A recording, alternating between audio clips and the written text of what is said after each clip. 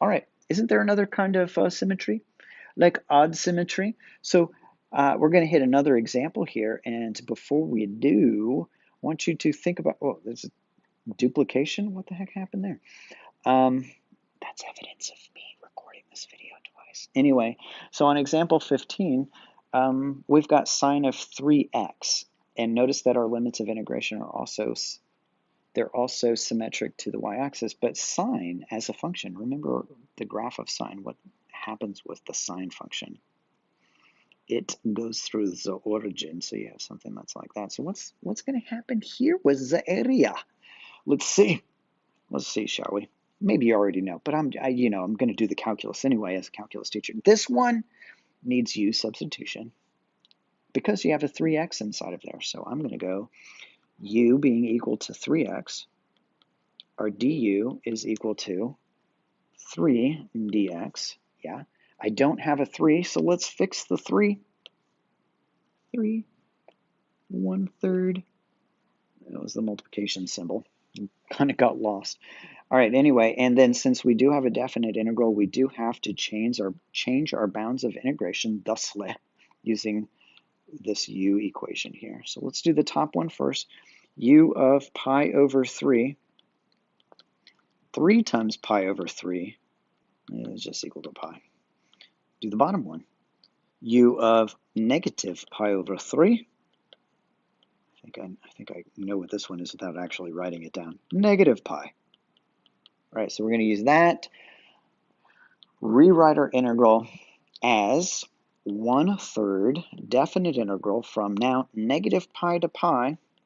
And the only thing that was our u was this interior here, so we still have sine, so it's sine of u du. All right, now we're ready to integrate. So we've got 1/3 is going to come along, and the antiderivative of sine is cosine u. However, since we ended with a cofunction, it's actually negative, so I'll bring the negative down, and then from negative pi to pi.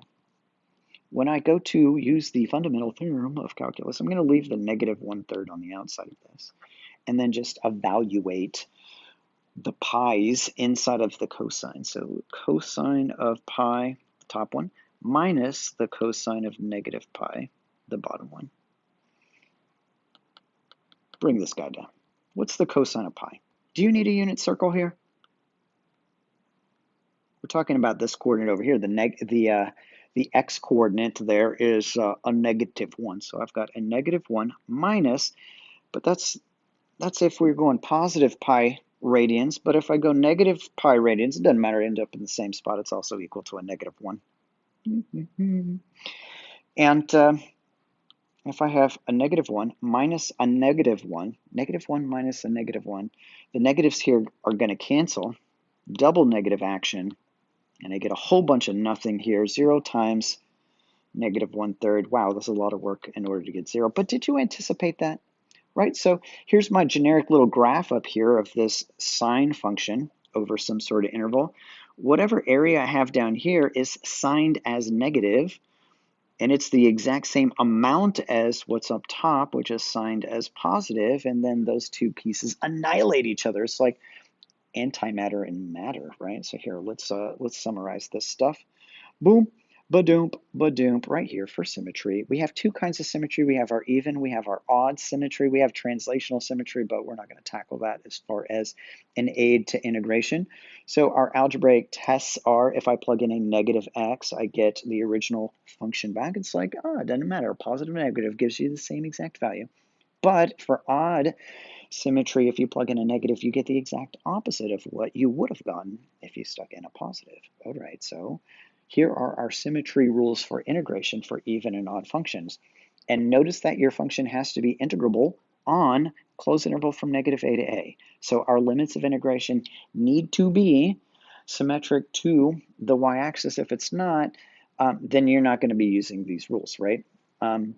Like if it was only from 0 to a and it was still symmetric to the y-axis, who cares? Because you don't even care about the other side of it. Okay, so we have one for even and we have one for odd. So here's the even one. If f is an even function, then the definite integral from negative a to a of f of x with respect to x is equal to 2 times the definite integral from 0 to a of f of x dx. So this is exactly what we saw. We say, oh, look, it's another mustache. Maybe that's why I drew one. I was duplicating this picture here. So whatever the area of the pink thing is the same thing as the area of this orangish color. Those colors don't look that great together. Anyway, so all I have to do is find the area of the easier part and just double it up. All right, so now we have the one for odd. If f is an odd function, then definite integral from negative a to a of f of x with respect to x is just 0. Here is a sample graph, just sort of like the one that we drew. Area over here is under the x-axis, so it's signed negative. Area over here to the right is signed positive. They're the exact same amount, so they cancel each other out. This always happens with evens. This always happens with odds, but you have to pay attention to this right here, that it has to be, your limits of integration also have to be symmetric to the y-axis.